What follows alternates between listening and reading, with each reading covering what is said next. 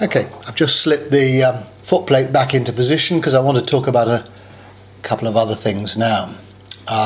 One thing is a nameplate here. This is just a temporary one. I bought this with a second-hand loco.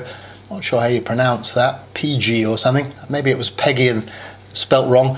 But those are just stuck on with double-sided tape, and you can see that that isn't good enough. It sags. So the proper nameplates are going to go on there. This is the standard Roundhouse plate, but in fact I took those off. I put the body in boiling water before I sent it away, just that part of it in boiling water, and then just eased them off with my thumbnail. Now, they took a bit of paint off, but they're going back in the same place. What I did with those, they are got black letters in them, clean with thinners, a quick spray over with the Ford Radiant Red, just a light coat, and then I rubbed that off with very, very fine 1200 wet and dry. I mean, you can actually use a blade to scrape the paint off in one go, but that's what I did. And then gives the red, which matches the red of the nameplate, and the match is the red of this lovely lining. You can see it quite clearly now with the driver out around the back.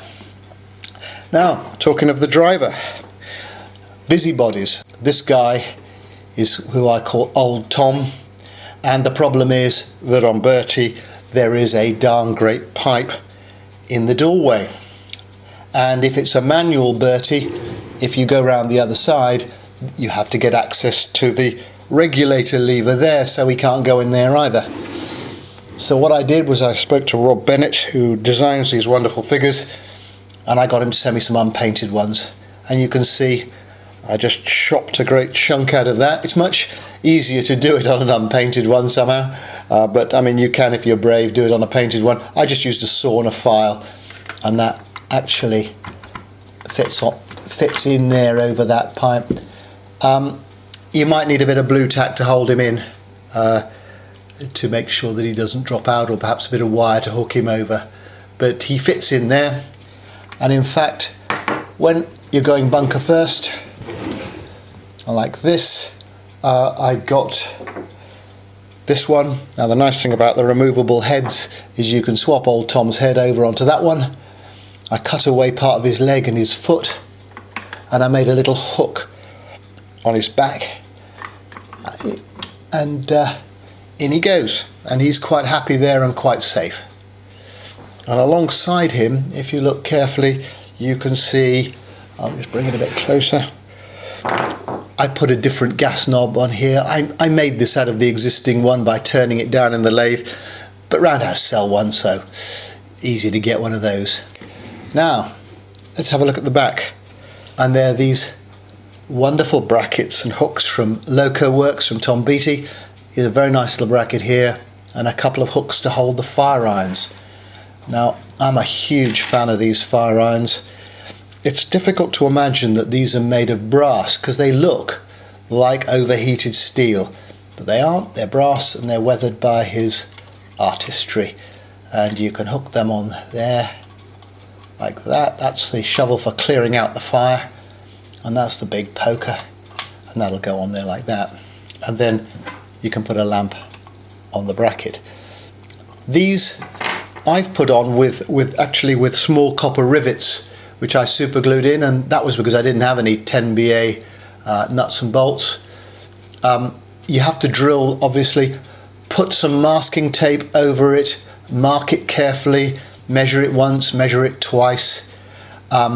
This is steel, and it's quite hard, so I suggest drilling a smaller hole than you need first as a pilot hole. Make a mark to be absolutely certain where you're going to drill the hole, and then use a small drill and then a slightly bigger one. I think those absolutely transform it. Beautiful things. And of course, on Bertie, the back is open here. I made this. It's a piece of brass that clips in behind the jet holder. I will show you that in a bit. It is very awkward to get it in and out. It's not held, it just springs into there. But I have to say there's probably a better way of doing that. But anyway, that's what I did on this.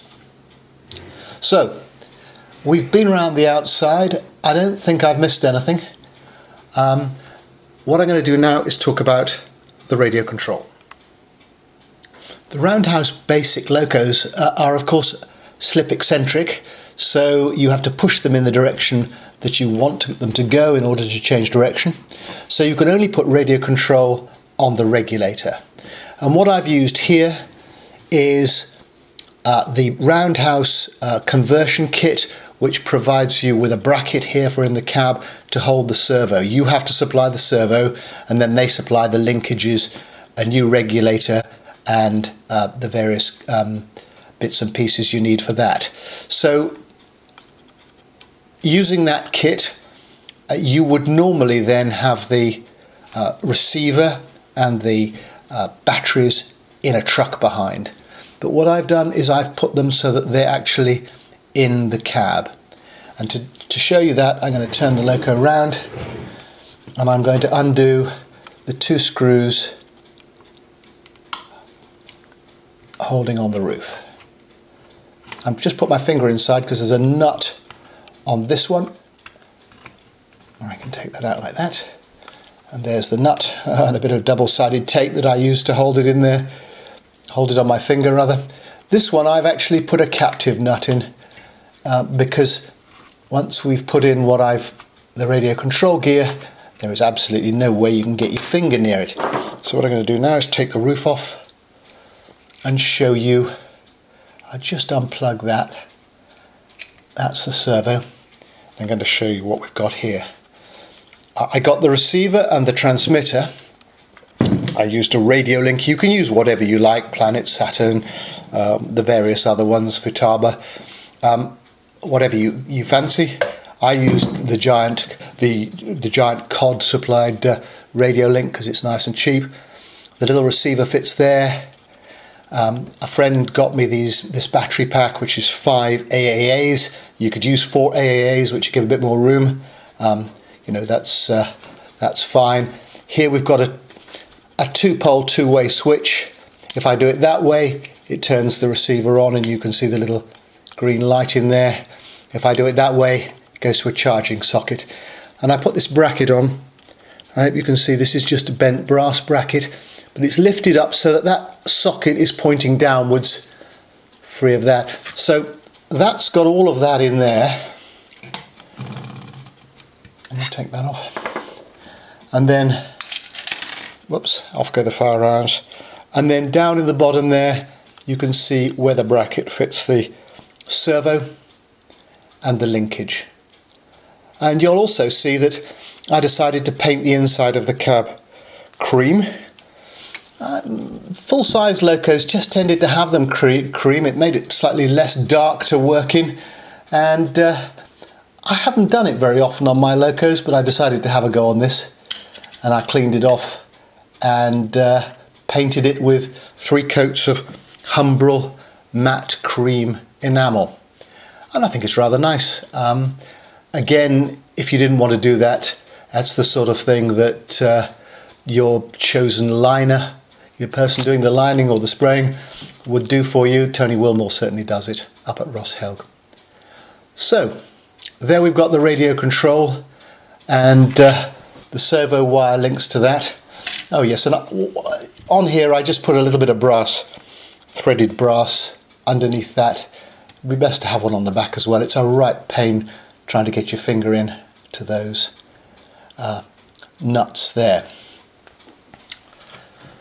So, is there anything else that I haven't talked about? Yes, I haven't talked about this bracket on the front.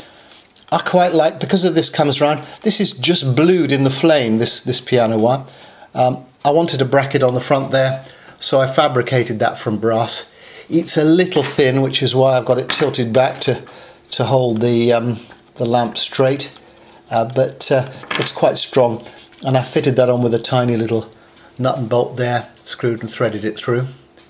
Okay, well, to finish up with, I'm just going to talk about removing the body, because I've talked about sending it away to be painted or taking it off to paint.